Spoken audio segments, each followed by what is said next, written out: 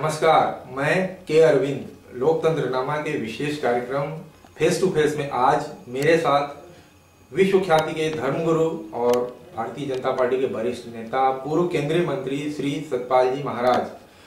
आज इनसे हम चर्चा करेंगे कुछ आध्यात्मिक विषयों पर, आध्यात्मिक बिंदुओं पर और भारतीय राजनीति पर। महाराज जी, लोकतंत्र नामा में आपका स्वागत है। सर, इस समय देश में जो सनातन परंपरा है, आध्यात्मिक परंपरा है, काफी कुछ दिक्कतें सुनने में आ रही। इस ऋषि, इस महर्षि ने, इस आश्रम से, नाम लेने की हम कोई जरूरत नहीं, आप समझ सकते हैं। तमाम लोग किसी न किसी स्कैंडल में फंस रहे हैं, जेल जा रहे हैं, मुकदमे शुरू हैं। आखिर ये दिक्कत कहाँ से, क्या संस्कारों में दोष है, कमी कहाँ है जो सनातन धर्म आज सबके घेरे में आ रही है? नमस्कार अरविंद जी, आपने बहुत अच्छा प्रश्न किया और मैं समझता हूं कि जब किसी को पॉलिटिकल संरक्षण मिलता है तब ये खराबी आती है। मैं समझता हूं कि दूध का दूध और पानी का पानी अगर उसका विश्लेषण किया जाए तो सरकार के पास पूरी इन्फॉर्मेशन रहती है। सरकार की गुप्तचर एजेंसियां होती हैं, उन्हें पता रहता है कि कहाँ क्या हो रहा है। और मैं समझता हूँ कि कभी भी अधर्म को, अन्याय को ढकना नहीं चाहिए और उसको उजागर करना चाहिए और जो दोषी है उसे दंडित करना चाहिए। और जब जब इसमें कमी आ जाती है तो मैं समझता हूँ समाज के अंदर ये विकृतियाँ पैदा होती हैं जिसका हम लोग खामियाजा भोगते हैं। और निश्चित रूप में धार्मिक समाज के अंदर भी लोगों की आस्था जो है डगमगाई है और निश्चित रूप में मैं समझता हूँ कि इसमें परिवर्तन की आवश्यकता है और हमें एक मॉरल और एथिक्स की आवश्यकता है, नैतिक उत्थान की आवश्यकता है। और साधु समाज तो जानता ही है कि और इस तरह से मैं नहीं होना चाहिए। मैं समझता हूँ ये गलत बात है और भारत को तो एक आदर्श देश के रूप में स्थापित होकर के विश्व गुरु बनना है, एक बड़ी अहम भूमिका निभानी है। तो ये मैं समझता हूँ कि इस तरह की बातें नहीं होनी चाहिए और सरकार को ऐसी व्यवस्था करनी चाहिए कि इसको पहले ही समाप्त किया जाए। Prevention is better than cure. Sir, आपका ऐसा मानना लग रहा है कि कहीं न कहीं ऋषि परंपरा प्रभावित हो रही है? नहीं, निश्चित रूप में प्रभावित हो रही है, निश्चित रूप में प्रभावित हो रही है और मैं समझता हूँ कि सरकार को अपना काम करना चाहिए। सरकार को कभी किसी दोषी के ऊपर कपड़ा नहीं डालना चाहिए, ढांपना नहीं चाहिए। सर, एक बहुत बड़े संत हैं, अभी एक फिल्म भी आ रही है उनकी, तो क्या आप संत का फिल्म में बनाना, फिल्मों में काम करना ये उपयोगी लग रहा है आपको? अब ऐसा है कि ये उनका अपना स्वतंत्रता है, there is freedom of speech मैं समझता हूँ और हर व्यक्ति आज़ाद है और उन्होंने फिल्म बनाई है। निश्चित रूप में लोग उसको देखेंगे और उसमें विवाद भी छिड़ा हुआ है, तो मैं समझता हूं कि जनता ही इसका निर्णय करेगी। महाराज जी, कुछ चर्चा हम दिल्ली के चुनाव पर करना चाहेंगे। अभी हाल ही में चुनाव बीता है और आपने भारतीय जनता पार्टी के लिए बहुत सारी कैंपेनिंग की, जबरदस्त प्रचार प्रसार किया, पैदल यात्राएं की, तमाम अच्छी तरह से दिल्ली से जुड़े रहे। परिणाम इतना हाहाकारी क्यों रहा? नहीं, ये हमको भी आभास लग रहा था कि कार्यकर्ता काम नहीं कर रहा है, नाराजगी नीचे स्तर तक है और निश्चित रूप में वो नाराजगी सामने आई और ये मैंने बार बार भी बीच में कहा था, नेताओं को भी जाके मैंने बताया कि भाई मुझको कार्यकर्ता काम करता नजर नहीं आ रहा है। और जनता भी निश्चित रूप में, जनता की अपेक्षाएं बहुत ज़्यादा हैं। इस समय लोग चाहते हैं बहुत जल्दी काम हो जाए और विकास इंस्टेंट विकास नहीं होता है। जैसे आपने कॉफ़ी डाली पानी में और कॉफ़ी बन गई, ऐसे विकास नहीं होता। उसके लिए समय चाहिए, प्लानिंग की आवश्यकता है, पैसे की आवश्यकता है, पुराने ढर्रे से हटने की आवश्यकता है। कुछ लोगों की मानसिकता ऐसी होती है कि वो एक स्टीरियोटाइप चल रहे हैं, तो बड़ी चीज़ों की आवश्यकता है जिसमें पूरे ओवरऑल की ज़रूरत है, जिसको मोदी जी कर रहे हैं। तो मैं समझता हूँ कि इतनी जल्दी परिणाम नहीं आएंगे, तो उसके लिए हमें वेट करना पड़ेगा। पर जनता का जो निर्णय है वो सर्वोपरि है, सब माथे पर है। सर, क्या लग रहा है कि दिल्ली के जो मतदाता हैं, जो दिल्ली के वोटर्स हैं, वो कुछ ज़्यादा जल्दी में हैं? निश्चित रूप में मैं समझता हूँ कि जो पॉलिटिकल पार्टीज, बड़ी पॉलिटिकल पार्टीज हैं, वो आम आदमी जो बिल्कुल झुग्गी झोपड़ियों में रहने वाला जो व्यक्ति है, उसकी समस्याओं से हम जुड़ नहीं पाए। जो उनकी पानी की समस्या है, बिजली की समस्या है, पुलिस से जो आक्रोशित लोग हैं, ये समस्या हम नहीं उठा पाए।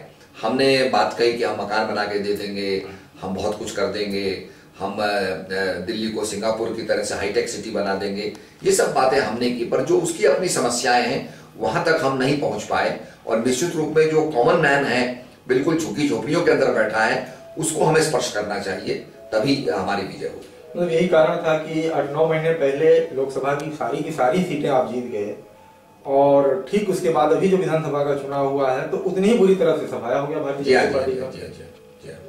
सर, चर्चा हो रही है कि इस हार के बाद नरेंद्र मोदी के लहरों की घर वापसी शुरू हो गई है। क्या आप सहमत हैं इससे? नहीं, मैं नहीं समझता, मैं ऐसा नहीं समझता हूं। मैं समझता हूं कि निश्चित रूप में और जो स्टेट्स में चुनाव होने वाले हैं, दूसरे इश्यूज हैं, और दूसरे इश्यूज के अंदर वहां पर निश्चित रूप में पार्टी को सफलता मिलेगी और नरेंद्र मोदी जी को सफलता मिलेगी।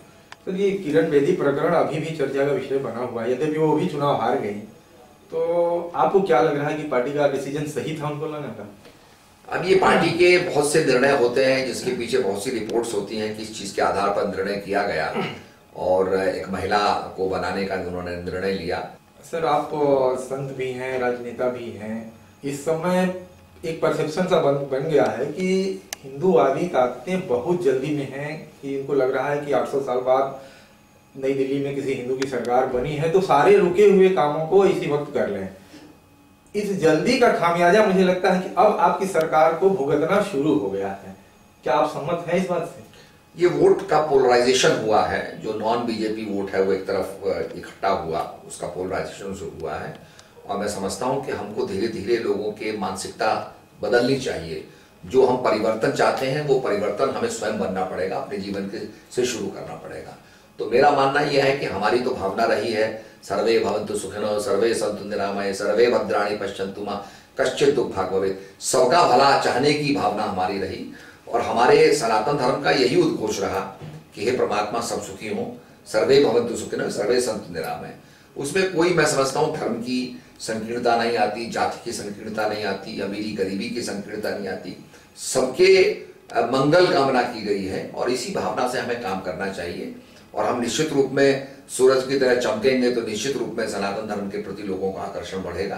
दुनिया में आज सब जगह आकर्षण बढ़ रहा है और लोग समझ रहे हैं कि वेदों के अंदर जो ज्ञान था वो ज्ञान निकल करके जीवन में परिवर्तन कर सकता है। वेद पुरातन पुस्तक मानी गई है, सबसे प्राचीन पुस्तक मानी गई है और निश्चित रूप वेदों की तरफ लोग आकर्षित हो रहे हैं, उपनिषद की तरफ आकर्षित हो रहे हैं।